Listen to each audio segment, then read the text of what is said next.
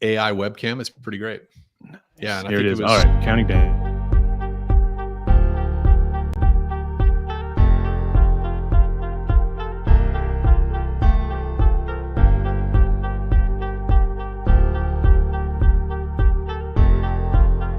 Oh, yeah.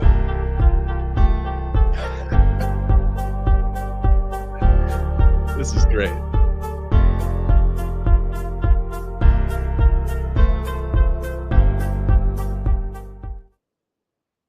I'm going to paste the link here. What Is that coming through? The audio? Yes, I heard that. I heard that. Restoration Nation. Hey, this is Andy McCabe, and that's Chris Nordyke, and this is the weekly office hours from Floodlight Consulting Group. Chris, thanks again for being here, man. I've been looking forward to it since the last. I know, yeah. Dude. Yes. So rules of the road here. If you're watching this, look at the comment string, and there's a link. You can come in and ask your question. If you're not comfortable coming in here live and ask the question in the chat here. We're live in the Restoration Rebel group on this window, and we're live everywhere else here on this window. So I will see that comment/question come through. But until we get people warmed up and ready to ask a question, how the hell are you, my friend?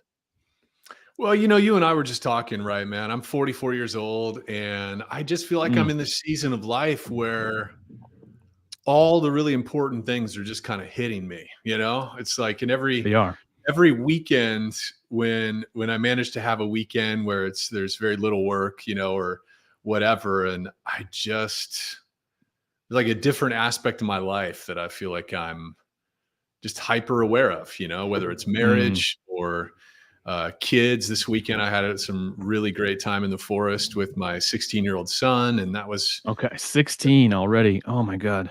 Yeah, man. Yeah. Well, I have a daughter who's 19, and I don't see her as often. She's out gallivanting around, figuring out her life. But you know what I mean? And then of course business, and then Floodlight is really, we're in the process. We have been really for the better part of this year, kind of scaling up and hiring and putting, figuring out our systems and processes and doing all the things that many people watching this are figuring out in the restoration company, Tell me about Floodlight. I think you guys really just came out on the scene a couple of years ago. How long have you been doing that? Yeah. So it was 3 years in March from when we incorporated Floodlight. 3 years. Yeah. And it was kind of so what led you to that point where you decided as restoration professionals, you and Brandon both were heavily involved in multiple organizations. You were involved with some big players in the restoration space. So how did you come to the realization that, hey, my highest best use is to start a consulting company for restorers? Well, both of us had this entrepreneurial wiring. Both of us had owned companies prior to coming into restoration and have that orientation. And like both my father and my grandfather were teachers, and I've always loved teaching. And Brandon sort of has this pastoral, like in another life, in another reality. I think there's part of Brandon that thought maybe at some point he'd be a pastor or a preacher. And those that have worked for us and know like that's just kind of who we are. And so I think we wrestled quite a bit with, both of us were at Belfour prior to coming to Floodlight. And Brandon was recruited to do some branch turnarounds in the Pacific Northwest with some distressed branches that were struggling. And I joined the national sales team. Tell me about the success rate there. What, you don't have to name names, but was he successful? What did that success look like? What does a successful restoration turnaround look like? Yeah, that's it's tough. I don't know how much to say and not say, but basically it was a branch that, just like any business can kind of get off the rails, was losing money, doing a pretty significant amount of revenue, but was losing money on that revenue. And within 18 Howie. months, Brandon turned it around to over $1 million in profit on that same location Okay. that had lost money 18 months prior. So very successful. Brandon, I would say having known Brandon now and worked with him professionally for almost 11 years, Mm. that is a major skill set for him is change leadership, Okay. which I Change. think honestly really lends itself towards the work we do now. And Right. and so all of these kind of coalesce. I mean, Brandon and I had a decision point where we're like, okay, do we throw ourselves first into building Floodlight, or do we go start a restoration company? Right. Because you had all the tools. You had We had all the a tools full and tool belt, experience, and all the experience. Yep. right. And so I think just it was a moment in time, and that was the direction we took, was let's start a consulting company. We felt like there was a need. And I think part of what Mm. drove us establishing Floodlight was the fact that we have hired consultants in our come up in the industry. We've worked with Right. consultants, and Right. we've had that experience, and much of it was very, very helpful and useful. And then there were And some aspects of it, to it as I would well where imagine, we was just thought, not. God, no, yeah. I think we just reached a point with the particular relationship, the company we worked with, another, consulting company in our industry, where we wanted more. There was aspects of it that we wanted. And one of those aspects was we benefited a lot from the programmatic kind of education and teaching. In fact, Mm. probably one of the biggest takeaways we got from our work with a consultant was how to do pro forma planning, how to lead from the numbers, Ah. how to Mm. do a proper whip review with our recon team, right? How to not only how to develop a pro forma, but really how to lead the business from a P&L and a Right. proper chart of Right. accounts. And so once we had that stuff on lockdown, in fact, we still, in fact, use many of those best practices with our clients today, right? It's part of Of course. our playbook that we've developed for Floodlight. But I It's think what timeless. we felt like we wanted was we wanted more of a battle buddy, more of a partner Mm. to sort of Okay. journey with us as we were scaling the business. And that wasn't really the way this consulting company was set up. And so, Brandon has kind of joked at times. It felt like we were a drowning person that was being handed a baby, right? I think a lot of people's experience with a consulting company is they're taught a bunch of really great stuff and then given a homework assignment. It's like, hey, we're going to have our session again in 2 weeks. Here's all the things you need to do. And it's like, well, wait, we've got a company to run here too. How are we going to fit all of this change management in and teaching and training of our people? Right. And ultimately we figured our way through it.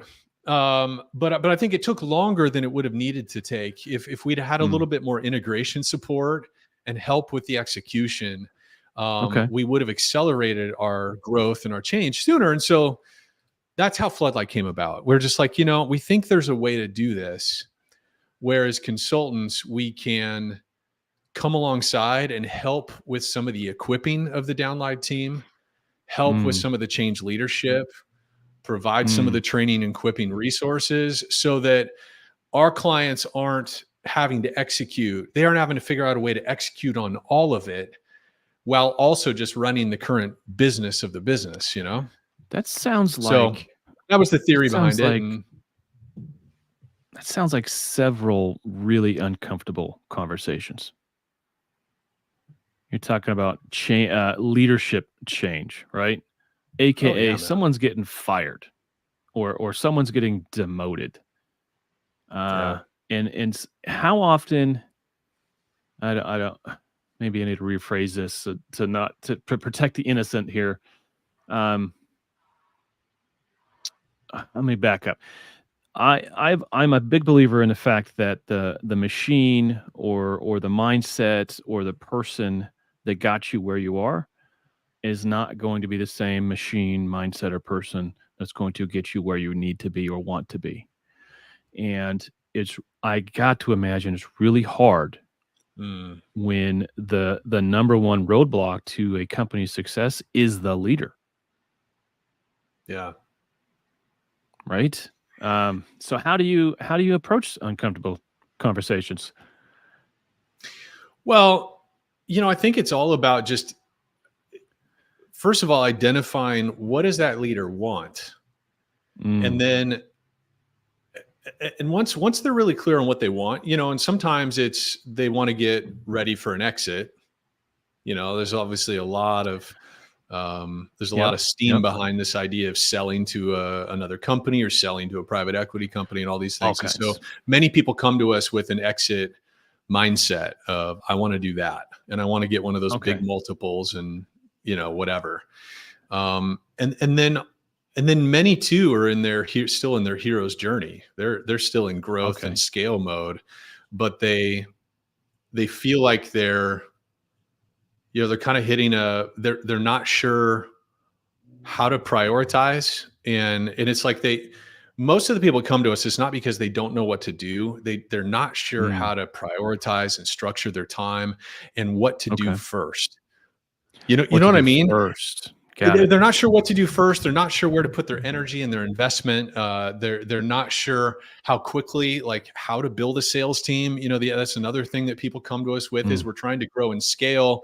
Up until this point, all of our business has come from organic SEO, PPC, a right. reputation in the market, the owners' relationships, the owners' personality and charisma, and whatever in the community. And they realize, okay, now I really need to build a sales team if I want to go Hmm. far beyond this. Hmm. And a lot of owners came up through the hustle. They've Right. never been trained how to professionally sell, much No. less building or training a sales team, right? Yeah. Um, and so I think, so they're looking for that. How do I Mm, put that in place? How do I build that out effectively? How do I hold people accountable? All that stuff. Um, And so a lot of people are just looking for a partner that's done it before, that's sure. seen the process many, many times, um, so that they don't have to waste a bunch of energy and money, um, learning through trial and error. I mean, I think Yeah. that's probably the quickest way to summarize why we certainly hired a consulting company back in the day, Exactly. Well, I was to know that leapfrog some of that stuff. you have done that for a big company, a billion-dollar size company, a couple of regional offices I know you worked for, and a small regional company. You have come into both those size Yeah. restoration companies and um, put together a sales strategy and a sales team. What are the commonalities, big and small? What are the Mm, common things you have seen between two different, obviously one mm, company's doing hundreds of millions of dollars and one company's doing, 5 or 10 million dollars, but there's yeah. got to be some commonalities of how to structure a sales team or strategize around sales. What do you think? Yeah. Yeah. Yeah, like right now, we've got a client in Alabama that is doing. I think they'll do 1.8 million bucks this year, and then we Good for have them. another client that'll probably do 60, depending on what happens with hurricanes, Oof. and and maybe more. And it's far and away, when it comes to sales, um, it is literally as simple as volume, the amount of activity that the team is doing, the person or the team is doing, and then the quality of the conversations that they're engaging in. Like, when you Okay. think about it at a very macro level, it doesn't matter if you're $1 million business or a 60, 70, 80, or $100 million business. And like we have a lot of friends, and we've recently begun doing some work for some of the larger big enterprise restorers at Mm, Floodlight. And we're seeing the same patterns there. So what are the common mm. weaknesses? Well, the common thing is it's really hard to hire salespeople. Number one, it's hard Yes. to get the right people, and of course, the reason why it's hard is that salespeople, whether they're good or not, their orientation is such that they're wooers. And so they tend to be Yes. really good at telling you what you want to hear and playing the part and acting the At role interviewing, for in the sure. interview process, right? Yes. It's And so I hard to will sift through that. kill any interview I'm in. I'm gonna kill it. I know, right? And I think entrepreneurs are the same way. We know how to sell. It's how we got to, it's the charisma, it's how we connect with people and all that kind of stuff. But you have to be really careful with that in terms of the approach you take with interviewing Mm. salespeople. So that's a struggle area, no matter how big of a company it is getting the right person that's oriented in the right way. I would say a Is piece of that too, by the way, is there is a fundamental difference between route marketing or referral partner development and commercial sales. oh And I man, think, and that's a big mistake people make is they'll just hire sort of that really um, that personable route salesperson. route sales Mhm. kind of persona. And in commercial sales, it doesn't work very well. And so that's a problem. So it's we got to hire the salespeople. But then here's the other thing that's a real challenge in our industry is it's difficult to manage salespeople Mm. in when we're selling services. You can train them and onboard them really well, and we have a process and we have resources for that. But then I think the other thing that a lot of owners really struggle with is how do I hold them accountable? How do I know what they're actually doing? I can use Mm. vehicle trackers to see Right. if they're doing the volume of activity to one degree or another. I can see that they're actually getting out in the market and they're stopping and starting their vehicle. That tells me that there's some Mm. kind of activity cadence that they're doing. But how do I manage the quality? And Yeah. what should they be saying and talking about? That is the part that is Mm. universally difficult. Yeah. Managing what are people saying to prospects when they get in front of them, and then what is the sales process when they get a live one, when they get somebody who's interested or has some pain with a different contractor. What is the most reliable process for turning that person into an actual customer? um, Mm. I continue to be surprised at how much of a black box that is within our industry. Oh, Our industry does not have a foundation of sales. You know what I mean? no. No. Well, because we haven't traditionally haven't needed to. Right. Traditionally, all we've had to do is hang out a shingle and get a phone number that works, Yeah. right? And then disasters happen, and you just kind of stumble into it. I think that's how the industry started. The industries didn't start with, "Let's go start this whole other thing and do restoration." Industry Yeah. started with carpet cleaners, Yeah. and the carpet cleaners just kept getting call after call after call. My house was full of water, and it just kinda evolved. There's no sales there. You're just there. You're just I mean, yeah, when you're one of 4 numbers in a phone book, it's not a sales process. So, Yeah. yeah, I think traditional or even organized intentional sales training is Yeah. incredibly lacking. We don't do it as an industry. Well, and here's the other thing I'm seeing in the industry, man. There's a lot of systems out there and we're starting Mm, to see more of people's, that are coaching or providing, consulting or training around this subject. And what I continue to see is what Brandon and I encountered and we struggled with too when we were building a regional independent restoration company is um, there's a huge orientation around the activities. mm. Like what are the KPIs? What is the tracking, So system? many contacts, So so many many phone contacts, so many calls. sales meetings, and whether we call them probing meetings or whatever, like there's these systems for we have this kind of meeting, we have these kind of questions, then the next follow-up, and this is what follow-up looks like. Mm, And those systems, I think the great benefit to those systems is it does provide some kind of structure, something that something. you can hold your people accountable to. And that is Yeah. beneficial. And in our floodlight system, we also have that. We call it 55 and 1. It's 55 Mm, and 1. And you really could apply this same baseline activity matrix probably to a route sales role, but it's really optimized for commercial. It's 50 fresh contacts per week, 5 formal mm, sales meetings, and a minimum of one networking function every single week. And mm.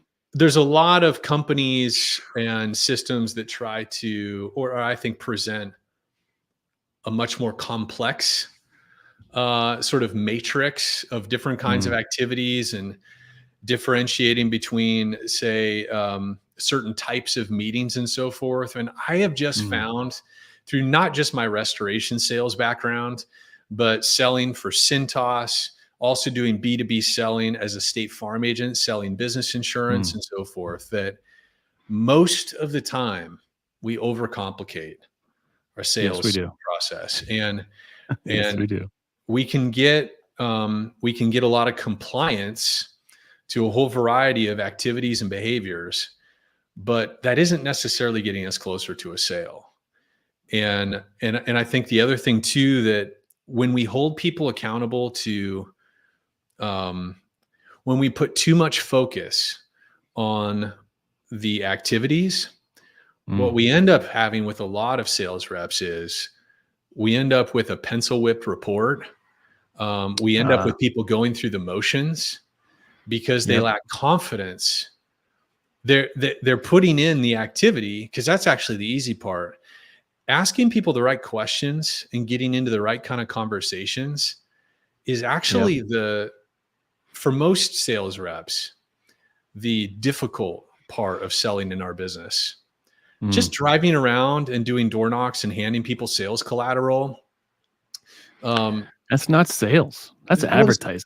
it's advertising, and it's an aspect of sales, but it's the easy part if you have the right person on your team. And of course, that sometimes is the problem when people have call reluctance and Mm, they are wary of doing cold calls and drop-ins and talking to people they don't know. Well, that's something that mhm. most of the time can't be overcome, and you just hired the It's a wrong person. non-starter. Yeah. But if you have somebody that's out there they're going through the motions, they're logging their activities, they're putting their notes in Salesforce, they're doing all that stuff, and they're still not producing at the level that they ought to be producing, which Mm. in our world, our baseline production level for a commercial sales rep is 1.5 million bucks. You want to Okay. quickly get a sales Yep. rep. Now I'm not talking about CAT. I'm not talking about national sales. I'm No. talking about No. organic, local direct sales team that are going out and selling property managers, chief engineers, directors of public works, like our local commercial sales operations. That is your first baseline that you want to get somebody to. And if you've got somebody who, Why is that? Draw a line back to I think oh, I know why that is. Draw a line back to P&L. To the yeah, P&L. Why does that 1.5 million work? well, in a lot of ways, man, it's arbitrary. It's an arbitrary Okay. number based Okay. on a return on investment. I want to see. It depends on the market, and so I want to see with anybody I hire. And I forget who originally told me this back when I was running my State Farm business. Basically, anybody you hire, you want a 10x return on investment because once you figure in Yes. the amount of the time, the payroll burden, the other Yep. overhead and burden that you apply to the base salary and the commissions and everything else, right? I want that person that I'm paying, say, an $80,000 base salary to, and then commission and then benefits and all those things. That Then $80,000 person burden. is really a 150K person, That's right. That's right. and I want a 10x return on that money. That's the kind of return on investment that gives you ample margin um, to grow and continue expanding and to make a nice return on, right? Yeah, and that's why. And I used when I was with the big company I was with for a while. We were always at 10%. It's like Yeah. that was our net. So we knew no matter what activity we were doing throughout the year, if Yeah. our net was 10%, that was our return. Yeah. So, I was doing the same math in your head. When you said 1.5 million, I was like, okay, well, with burden fully loaded and salary and a car, yeah, Yeah. that person's 150 grand a year cost. Yep. So Yep. if you're not doing 1.5 at a salesperson, you're not even keeping your own lights on, Yeah. let alone Yeah. helping your business. It's not, and Yeah, you that's just just can't what it is. grow. It's like No, no. here's the problem, man. It's existing mindset. It's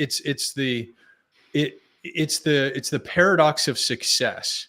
We think Mm, because we have money in the bank and because we have a 10% net or even a higher net, and it's working. We have the nice truck, we have a nice house, we finally achieved some of these things that everybody wants to achieve with their business. The the assumption we make is that what we're doing is working. You know, like it's optimal, or it's good. It must be okay because it's working, right? Mm-hmm. And I can't tell you how many of our clients that we come across when we start digging into their sales team and the actual direct revenue that those sales reps are producing. And often they're paying 60, 70, 80, 100, It's a negative number. 150,000 person for a sales rep that is producing 300,000, 500,000, 700,000, and has been for a period of time. And they're not technically losing money on that person. And so they don't understand. They don't understand what the opportunity cost is of their current situation. It's like, man, you are doing well. Congratulations. This is awesome what you've built and achieved. But they don't realize that their actual results, just by fine tuning some of these kinds of things, their standards and expectations and the roles that they already have in place, the GP margins that they could and should be achieving but aren't, right, could very easily move that EBITDA from 10% to 20%. And you do that simple napkin math, right? And the person's like, holy shit. You mean instead of me having $200,000 left over in my bank accounts from what we did last year, that I could have had 400 or 450 or 500,000? And what would that mean for either my own personal financial situation or my ability to reinvest in the business? Like, how many fleet vehicles could you have expanded with? What kind of money could you spend on PPC that could have driven more phone calls, right? Could you have hired another salesperson or two this last year if you'd had your margins in the place that they should have been, if your salespeople had been producing at a level that other companies do, right? So it's oftentimes like part of what, when people hire us, man, is they're hiring us to get our perspective from the dozens and dozens and dozens of restaurant companies we're working with, because we see that, man. I have a client right now. They're not hiring you necessarily. They're hiring the experiences and hard lessons you've learned over the last, 15, 20 years. They're hiring our eyeballs and our consultants' eyeballs to be like, wait, I've seen this before, and I've seen it work this way. And pattern recognition. Yeah, man, it's pattern recognition. And what you realize is it opens your eyes up to the possibility. And then we, as Floodlight, we can relay that possibility to our client, who they're not there yet, but gosh, we have this, like, I've had this conversation so many times with, say, a $3 or $5 million company.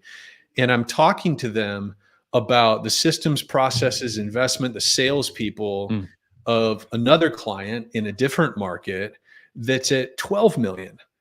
And a lot of times it's just a compare and contrast. It's like, here's where you're at. Here's the things you're doing. Here's the org chart you have in place. And here's the thing that $12 million company is doing right now and prioritizing and investing their money in. And then there's a choice there, right? There's an opportunity to be like, okay, let's do that thing.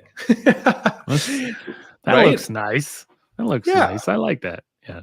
Yeah. And it often is that simple. But so anyway, so the sales thing, kind of back to where I started, it's a matter of, what are we teaching our people to do? What kinds of conversations do they need to be engaging in? And I just think I see this all the time as we spend way too much time dialing in the activities.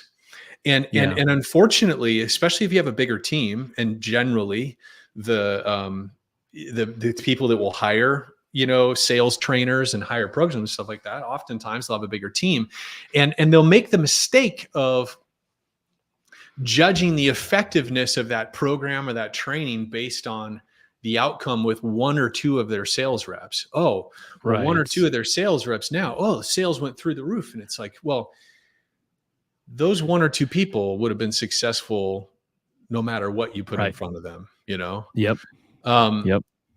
But the reality is the rest of the team is hyper focused on this, these points that they get when they do this kind of activity, and their point total at the end of the week. But the revenue is never quite catching up to all of the things they're doing and activity that they're notating in their CRM. And it's like, why is that? Well, most of the time it's because we're not initiating the right kinds of conversations with our prospects. That's my experience. Mm. What are the right kinds of conversations? Well, this comes back to I like you, dude. I've had a very eclectic background. I've done a lot of different entrepreneurial things and sales jobs and different stuff coming up into restoration. And before I got into this industry, I thought I wanted to be a technology guy. Okay. And I remember going to this entrepreneurs hangout of techie folks, and this serial entrepreneur was talking and doing a sales workshop. And right in the middle of it, he had all these cool slides about SaaS and technology sales and stuff like that. And he came to this one slide and he just stopped the whole presentation. He's like, guys, you know what? Honestly, I could skip everything else I'm going to talk about and just tell you this. He said, there's only ever three things that any of us are selling. There's only three things to sell in this world. There's aspirin, there's vitamins, and there's vaccines. Okay. Yeah. And he said, aspirin's the pain reliever, vitamins, bigger, faster, stronger, and the vaccines avoid a calamity, or it's going to, if something really bad happens, it's going to be a lot less bad. Right. That's what any of us are selling at any given point. And he said, if you in your entrepreneurial ventures or future jobs ever have the option, always sell the pain reliever. He said, shorter sales cycle, much more emotional purchase. People are so much more motivated to get out of pain than they are to obtain pleasure, or they are to get better or faster or anything else. They want to get out of pain first. And I never forgot that. And I applied that. I also, that was a big part of my training that I got at Cintas Corporation, which has one of the best B2B sales training programs. They're known for it. It was an incredible training ground for me back when I went through that in my late 20s. And so we've built our Floodlight methodology around that. And we had to figure it out as we went. When Brandon and I got into the industry and we started shifting our business into commercial, there were no training resources, none, for commercial selling in our industry. None. It was all repackaged and repurposed route marketing stuff. And so what we started to do was to really apply that pain solution or advisory selling methodology that most other service verticals use very effectively. You're selling but you're selling to a potential pain, right? Because they're not, vast majority of people you're selling to or marketing to aren't feeling that pain right now, right? The hurricane hasn't hit yet. The pipe hasn't broken yet. How do you sell something that, are you selling the anticipation of shit hitting the fan? What are you doing? Yeah, that's exactly what you're doing. But now with commercial though, but it's more than that. It's actually more organic and it's more natural than that. What I do is by using pain-seeking questions, and I'll give an example here in a minute, I can help that prospect, who most of those prospects have had prior damage event experience. If I'm talking to a property manager or a chief engineer, at some point in their career, if they have any gray hair at all, yes, certainly. And if they've been in the industry for more than a minute, right? You think about how high propensity most of the customer segments we're in, property management, senior living, hotels, there's always some version of a damage event happening. So they've experienced that. And I think more broadly, they've almost certainly had experience with other contractors, and the pain and the frustration that they have with, say, a roofer or an electrician or plumber or landscaping, exterior building wash, power, like all of the different service contractors that exist, most of them are not great at customer experience and running the business of their business. They're not great at billing, because they have the same problem we have. Exactly right. They know the trade craft. Yeah. They over-index on the trade craft, and they don't have the business management and those kind of things in place. So my point is that what we do in our sales system, it's actually very, very simple. It's asking specific questions that reference past experience with contractors and asking specific questions that we know have a high likelihood of getting a yes answer. So here's a pain-seeking question. Here's a pain-seeking question. Okay. Anybody watching this, all 10,000 of you Restoration Rebels that are potentially watching this or going to watch this, get your salesperson to watch what I'm about to say. Yes, so listen up, folks. This is the gold standard pain-seeking question, or PSQ. Okay. You and I, okay, Andy, you and I meet on the sidelines at our kids' soccer game. Okay.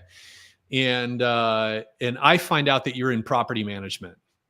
And because we do that normal soccer dad chatter of, Right, so anyway, right. who's your son?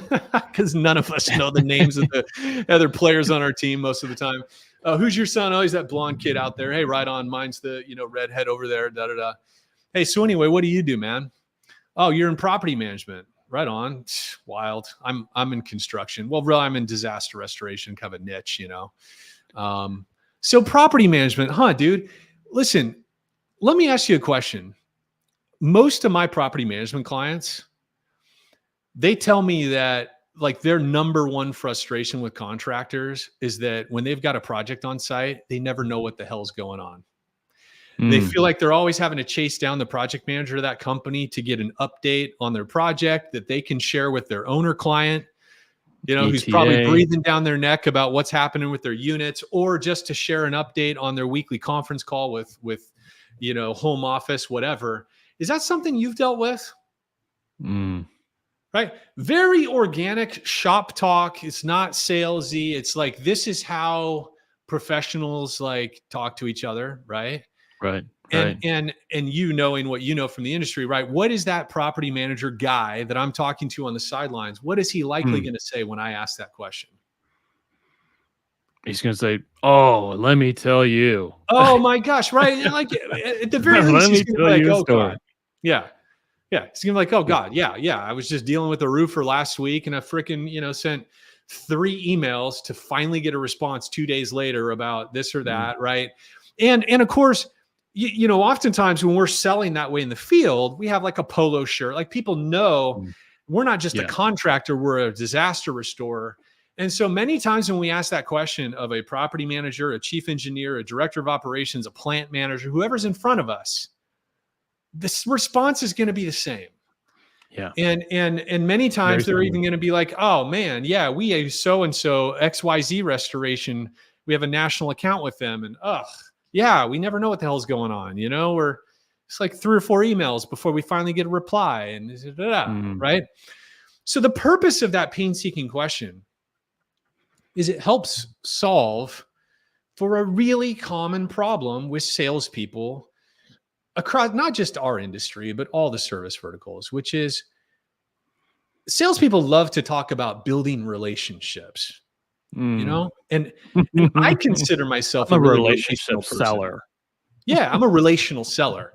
And it's like, but the people that sing that from the rooftops the most often are the ones that create disappointing results. It's often the thing that, if you have a sales rep, by the way, if you're an owner and you're watching this and your sales rep is underperforming, you're disappointed in the results. And whenever you talk to them about, hey, so when are we going to see a job from that property management company you've been calling on and you've been telling me about? Oh, well, I'm building the relationship any day now. Chances are your sales rep is having too much soccer mom, soccer dad conversation. And the harsh reality that I think most of us learn at some point as we start doing more and more commercial sales is that plant manager, that chief engineer, that regional portfolio manager, that regional maintenance manager, they're not looking for friends. No. They're not looking for more friends.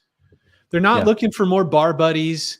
That is not what they're looking. They're looking to optimize their business, reduce hassle, reduce any stress or chaos that they have with certain vendors of theirs, and or save money. Those are the reasons why operational leaders change vendors. And so what you do is you get as quickly as possible to where you do a job for that prospect. And then by doing what you said you were going to do and delivering on the promise, then you start building a friendship out of trust and reliability. That's how friendship is built in the commercial space. You don't make a friend beforehand by boozing and schmoozing or showing your face all the time. You build it by identifying a problem as quick as possible, explaining in shop talk how you are going to solve that problem and provide a better service level and or save them money and or be more efficient and or make them look better to their clients or to their boss, etc.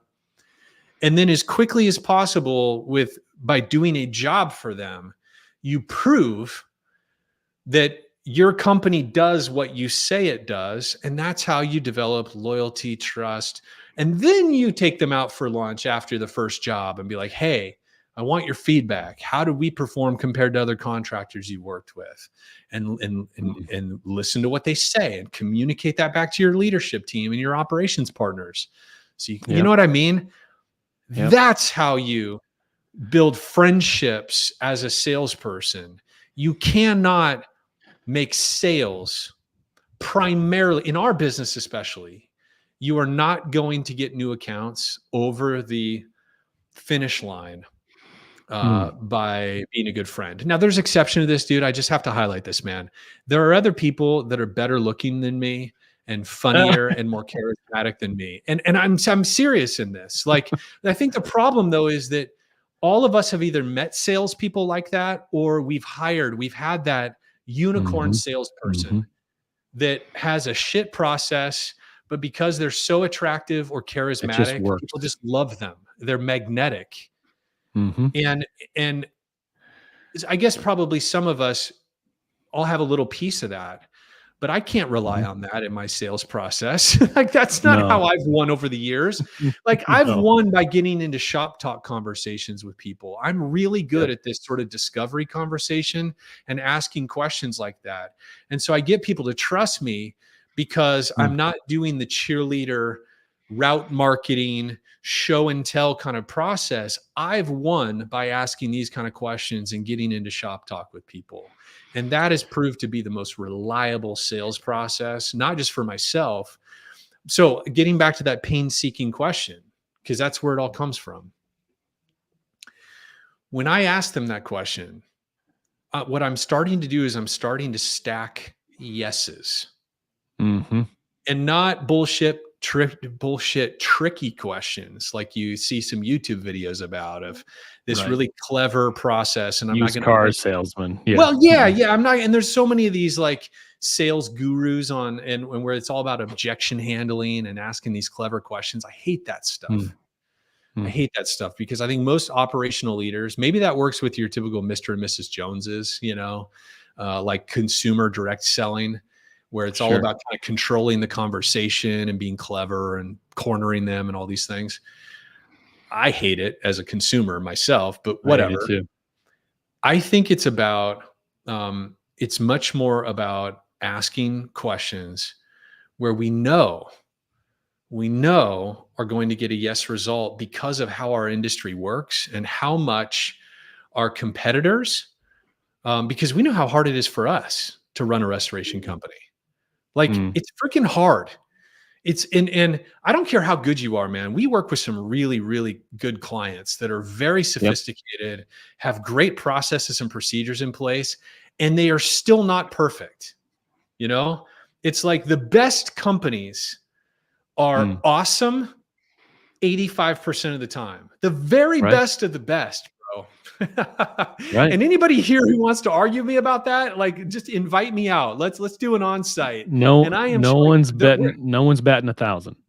We all fall down. We all fall down in this business. Yeah. And so again, going back to the we never know what the hell is going on pain point. That is going to be true across all contractors. And not just restoration, but it's going to be true of most. And so when I get them to say yes there, I get my first yes, and that kind of opens up a dialogue. But it's not just a dialogue based on soccer mom, soccer dad chatter. it's a dialogue based on their past experience, like their real Right. lived experience. And I've just helped them tap into the irritation and frustration of, yeah, we never know what the hell's going on.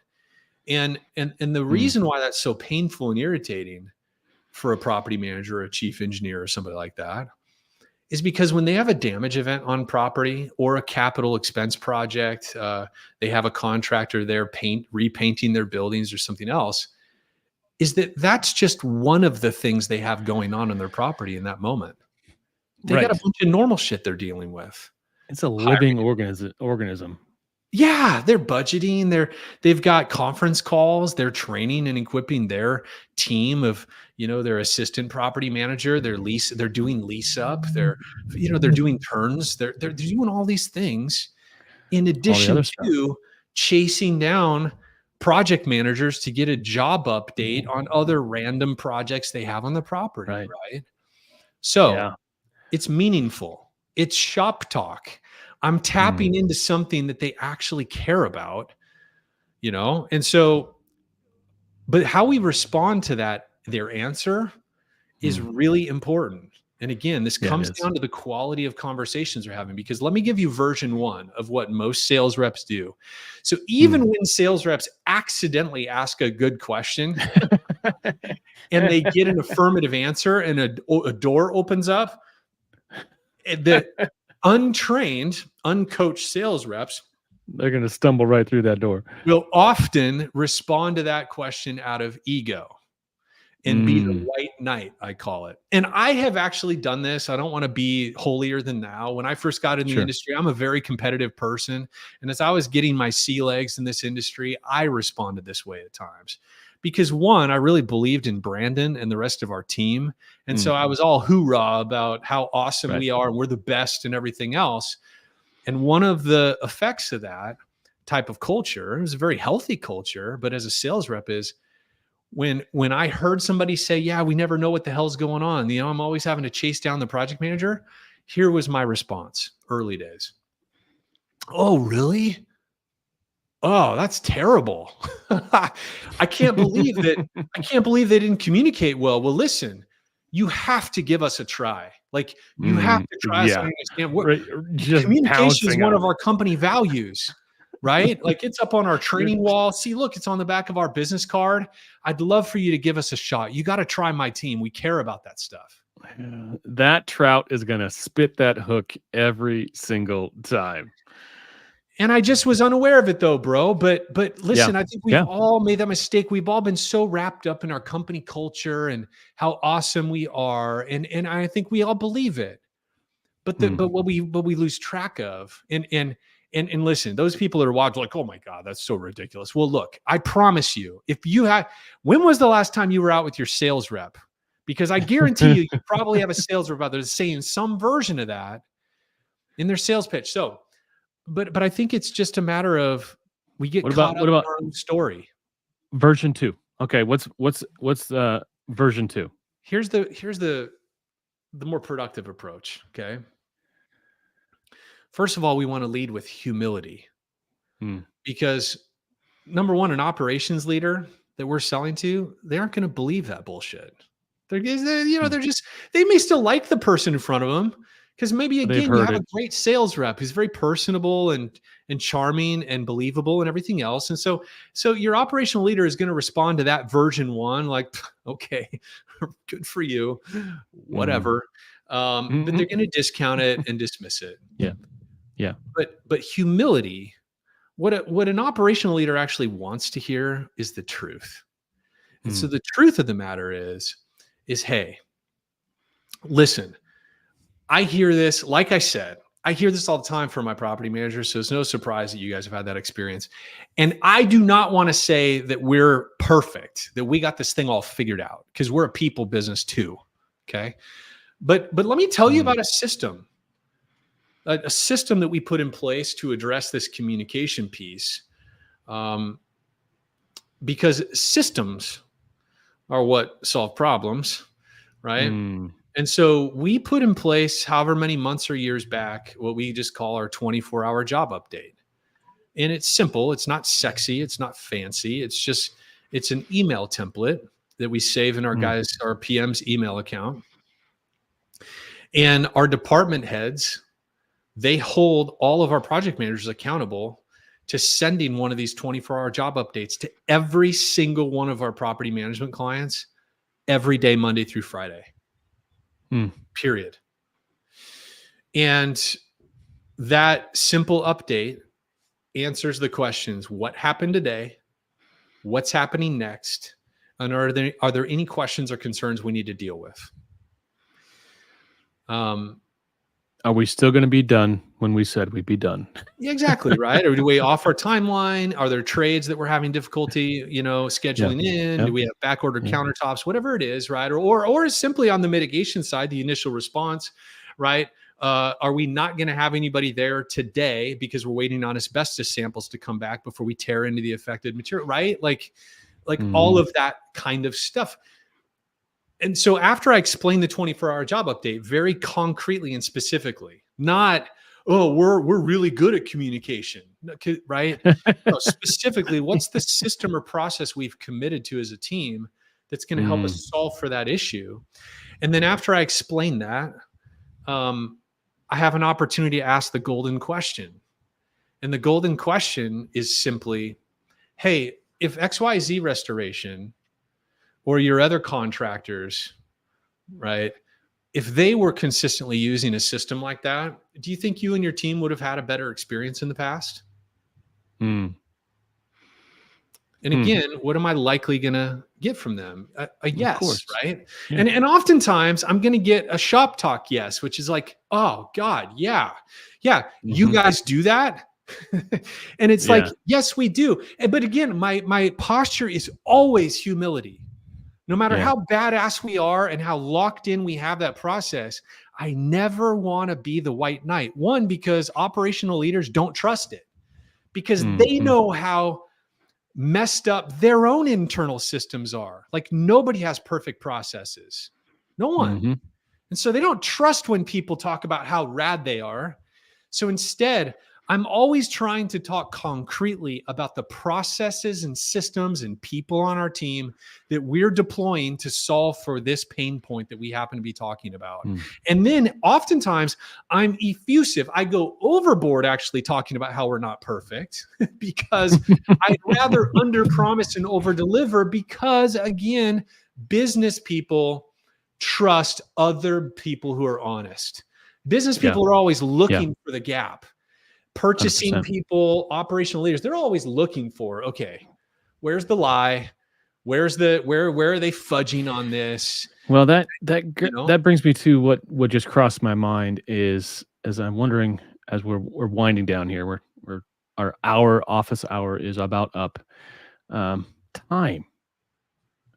We got to understand that when we're talking about commercial sales, chasing that building manager, that property manager, whatnot, every single system in that building has 1 or 2 or 10 vendors trying to sell that building. Yeah. So you are restoration. You want to be the restoration vendor, but there's a plumbing guy, there's a carpet guy, there's a drywall guy, there are 100 different vendors vying for this person's time so they can have their shot at selling them something. Yeah. Can you speak to respecting that person's time? Well, yeah, man. I mean, it's so core to commercial selling is that you want that prospect to think of you as a peer and a partner, not a sales rep. As quickly as possible, you want to establish yourself with that voice. Here's another way, because I think sometimes it's easier to talk about the behaviors of what does that look like. What do peers do versus sales reps? Well, I think just in terms of posture, like I try to think of it, I want to come alongside somebody rather than transact across the table, right? So an example of this is I always try to use language of that lets the person know that I understand their environment, or at least I'm trying to understand it. So even as simple as when I do a cold call, I'll check in with them with my body language. I'll get their eye contact as I'm coming into the lobby of their business or in their office or whatever. I'll get their eye contact and I'm looking. Is this person stressed? Are their eyes darting as though they're going somewhere else, like they're on a warpath to something else? And if that's the case, there's a lot of times where I'm going to abort mission out of respect that I can tell I caught this person off guard. They are on a mission somewhere else. And I may, just depending on the context, I may, hey, listen, I can tell you're on a mission and I obviously don't have an appointment. Is there a certain time of day or day of the week that is a better time for me to stop in and introduce myself? That is something that a peer or a colleague would say to somebody else of their role, right? Sure. And versus a sales rep is going to try to demand attention. I don't want to be that. I don't want them to have that experience with me. Here's one other example of how we do this. When I was chasing a hotel prospect, Jennifer Williams, real name. She worked for a hospitality group that's based in Portland. They owned, not based in Portland. They were based out of Washington, D.C., but had 2 properties at the Portland Hotel, an Embassy Suites and a Holiday Inn, 2 really rad prospects. And she was this young whippersnapper GM. And she answered the phone one day when I called to schedule a site walk. It was probably my 3rd interaction with her. And I was calling to set up that site walk with her where I was really going to like next steps, and she stopped me. I introduced, she's like, Chris, I got to stop you. Like, look, man, listen, I like you. I'm pretty sure we're going to want to use your company and whatever. She said, but I've got to educate you on our industry here because if you're calling other GMs today, I don't want you to get the same response. She said, look, you're calling me on a Monday, the first week of the month. Do you have any idea what I'm doing right now? And I didn't. And she said, look, I'm closing out last month. But not only that, it's a Monday. So I've got all my business groups are checking in, all of our banquet space rentals and conferences and trade shows and all that kind of stuff. All of that stuff is kicking off today. I've had meetings with every single one of my department heads. So far this morning, I've got 3 conference calls for closing out last month. Later on this afternoon, it's a terrible time to call me. And she said, then on Friday this week, did you such a huge favor. Wow. Right? Okay. And so ultimately she went on to tell me things like, look, the best time when I buy products or I change vendors is the middle of the month, middle of the week. That is your optimal time to have my attention and to sell me. Now, here's the key thing, dude, the key takeaway. How did I leverage that knowledge moving forward? Because I never stopped referencing that information. I still to this day, it's like a core part of how I teach people how to sell. 100%. Because one takeaway is, well, you never call on hotels the first part of the week or the first part of the month. But that's actually not the lesson. The lesson was this, is for every time that I called a hotel GM or cold called a hotel or whatever on a Monday or a Tuesday or on a Friday, because there was more intel she gave me about the end of the week and the end of the month. But whenever I would go and drop in on a hotel during those timeframes of the month, I would lead with, like on the phone, for example, when I called Scott Youngblood, one of my next prospects, I said, hey, Scott, listen, I called him on like a Tuesday early in the month. Hey, Scott, listen, I know you're probably really overwhelmed closing out the previous month. And I know you probably still got business groups and stuff checking in today. If there's a better time for me to call back, I can do it. And what do you think a lot of times the response was? 50-50. Sometimes people would say, oh, dude, you're exactly right. Can you call me back at a different time? That's a win, because now I know when to call them back, right? Or they would say, oh, no, I'm good, actually. Yeah, I got a lot of that stuff done earlier today. But what I did was in that moment is I established myself as somebody who understands their business. And part of what time.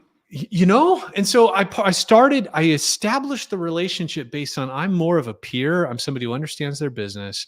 And I created an opening for me then to ask more shop talk kinds of questions or pain-seeking questions that are going to lead me further and further down this path until eventually, and hopefully in pretty short order, I'm going to be on a site walk, walking around their hotel, shoulder to shoulder with them, while I learn more and more about their business, which gets me closer and closer to that first notice of loss. Reminds me of a very similar. Thank you for that, Chris. This is solid gold. I was, as I told you guys when I sat down in Corvallis with you guys, I was a stop and drop sales guy. I saw every agent in the Portland metro office, metro area, every 3 months. I saw every single agent, and I'll never forget. I walked in. The guy was obviously busy. He was obviously on the phone, but I was young and like, my whole goal back in those days was to get a handshake. If I had a handshake out of every interaction, I was like, eh. So I was sitting around waiting for the handshake. But so my one hand was free for the handshake. My other hand, what was in my other hand? A notebook, a pen. And I'll never forget this guy. He looks up and he gives me one of these and then turns around. He had a closet behind him. It was a smaller office with the bifold doors. And he peeled back the bifold doors. And what did I see? Stacks and stacks and stacks of these notebooks in every color of the rainbow, right? There was a ServPro stack and there was a Service Master stack. And right next to that was the red and black stack of Dow Columbia. And I looked down at mine and I looked at the stack of my notebooks he already had. And it changed my entire approach to sales. I was like, this guy doesn't need my fucking notebook. Yeah. This guy doesn't need my pen. He doesn't really need, I need the handshake. So I was coming at the entire sales process from a position of wanting, of neediness. I was needy before I even walked in the door because I needed that handshake. Anyway, back at this guy didn't, we get hung up on, I think this goes back to your initial point on running it strictly by the activity numbers. You're missing the most important part of the sales process. Yeah. Because you can't, there's no quality in that quantity. You got to figure out how to figure out what the quality is. So Floodlight, let's close it out on that. Floodlight, you guys have systems to help better quantify the quality of sales activities? Yeah, we do. And how to manage the quantity as well, right? I mean, because that's part of it. It's one leg of the stool, so to speak. That's really, really important. So we have our commercial sales master course that we've developed, and it kind of encompasses everything we've been talking about. And all of our one-on-one consulting clients, that's just part of the offering, is that everybody gets onboarded with the commercial sales master course. This is the other issue we see in the industry, is that we silo the sales function. And with us, we've just learned at Floodlight, it's really, really important that, particularly if a company is doing commercial sales, commercial services, that the entire leadership team needs to go through that commercial sales master course, because sales is not just activities and word tracks.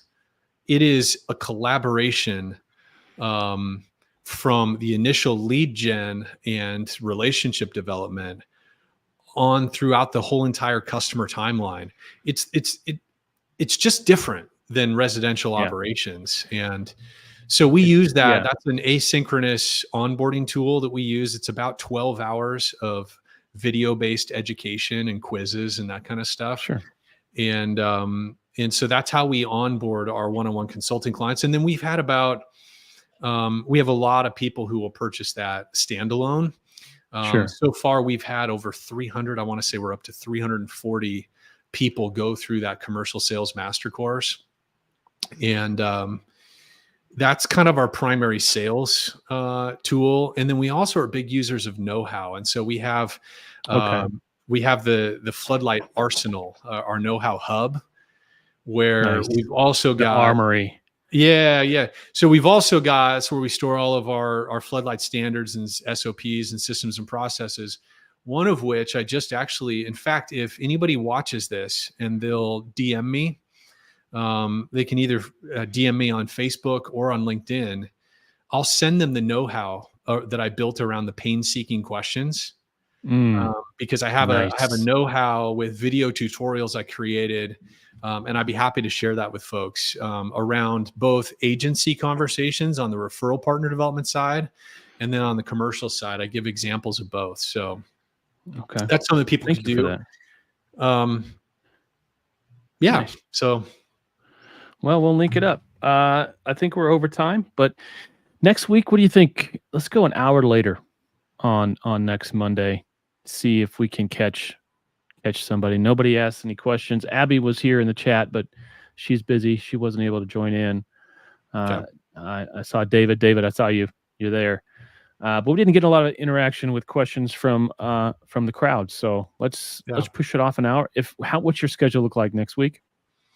I think we could talk about this offline. We could. Yeah. Hold on, what am I doing? I'm doing secretarial stuff here. No, Chris, I can do thanks that. for being here. Okay, let's plan on that. Okay. And so we'll do a better job between the two of us of getting the word out that this is a resource available to the Restoration Nation and the Restoration Rebels in particular. We want to help you solve your restoration problems. We are uniquely positioned with our combined experience to really go deep and solve some pain points. I like that. I'm gonna end with that. Have the right questions and ask pain-seeking questions. I love that. I love that. PSQs, baby. PSQs. Okay. Well, okay, Rebels. Any Thank last you for words? watching. What's that? Any last words? Oh man, no, you caught me. I put you on the spot. I wasn't prepared for that. I wasn't prepared. Oh, all right. All right. It was good. Till next Chris, time. we'll see you next week. All right, man. All right, see you.